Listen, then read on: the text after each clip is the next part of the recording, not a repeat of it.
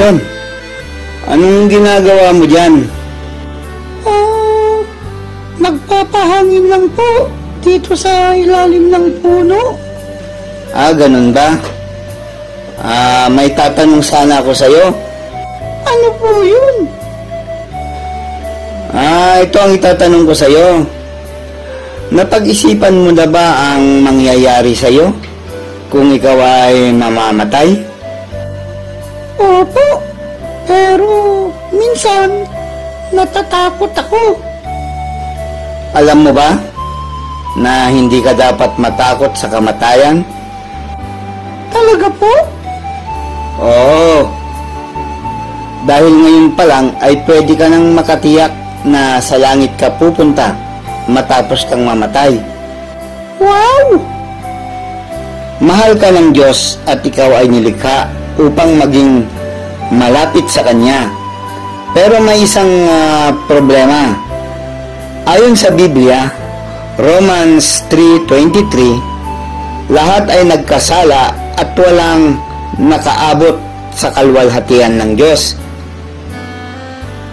Ang kasalanan ay anumang masamang bagay na ating sinasabi, iniisip, at ginagawa, tulad ng pagsisinungaling, pandaraya, at pagiging makasarili.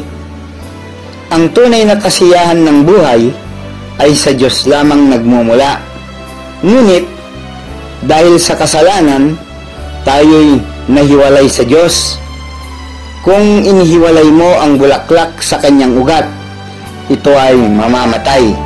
Ganon din, tayo ay mamamatay dahil tayo ay nahiwalay sa Diyos. Paano kung subukan kong maging mabuti? Hindi sapat ang pagiging mabuti para makarating sa langit. Paano kung nagdadasal at lagi naman akong nagsisimba? Hindi pa rin sapat iyon.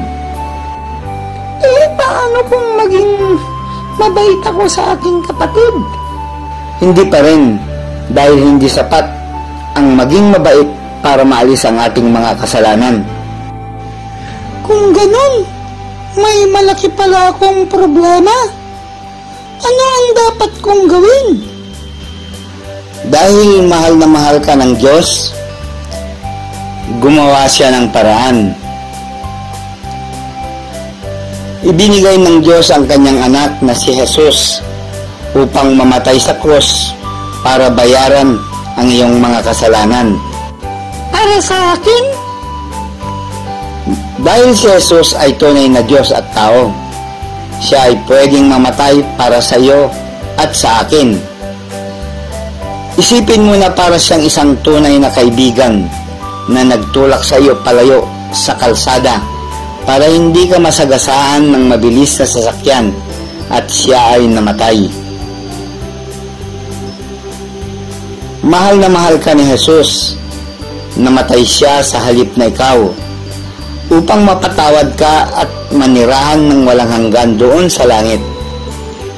Sa ikatlong araw ng pagkamatay ni Jesus, siya ay muling nabuhay at ngayon siya ay nag-aalok ng buhay na walang hanggan katulad ng isang libreng regalo. Libre? Oo, ginawa ni Jesus ang lahat upang maibalik tayo sa Diyos. Kailangan mo lang magtiwala sa Kanya. Ang pagtitiwala kay Jesus ay tulad ng pagsakay ng eroplano. Kailangan pa bang ikampay ang iyong kamay para lumipad ang eroplano? Siyempre, hindi na. Kailangan ko lang magtiwala sa piloto. Ganun din, wala ka ring magagawa upang matulungan si Jesus na iligtas ka. Magtiwala lang sa Kanya. Tama. Ang sabi ng Biblia sa John 3:16, gayong na lamang ang pag-ibig ng Diyos sa sanlibutan, kaya ibinigay niya ang kanyang bugtong na anak upang ang sumampalataya sa Kanya ay hindi mapapahamak kundi magkakaroon ng buhay na walang hanggan.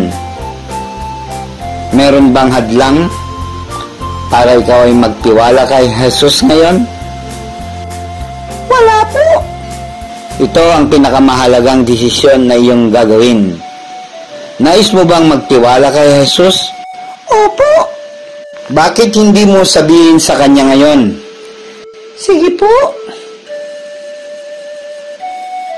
Panginoong Jesus, inaamin ko na ako'y makasalanan. Hindi ko kayang iligtas ang aking sarili. Naniniwala po ako na ikaw ay namatay sa krus para bayaran ang aking mga kasalanan. Naniniwala po ako na ikaw ay muling nabuhay. Ngayon, tinatanggap kita sa aking puso. Nagtitiwala po ako sa iyo lamang. Salamat po sa pagpapatawad sa aking mga kasalanan. Salamat din po sa pagpasok mo sa aking puso at pagbibigay sa akin ng buhay na walang hanggan. Sa pangalan ni Jesus. Amen. May magandang pangako ang Diyos sa bawat magtitiwala kay Jesus. Ngayong ikaw ay nagtiwala kay Jesus, ikaw ay isinilang at kasama ka na sa pamilya ng Diyos. Ngayon ang araw ng aking espiritual na kaarawan. Simula ngayon, ang Diyos na ang iyong magiging matuwid at mabuting Ama magpakailanman. Ayon sa Juan 1:12 at Hebreo 13:5, wala kang dapat ikatakot dahil ang Diyos ay magiging kasama mo lagi. Sakaling ikaw ay mamatay, dadalhin ka ng Diyos doon sa langit para makasama niya. Hindi na ako makapaghintay na sabihin din ito sa aking mga kaibigan.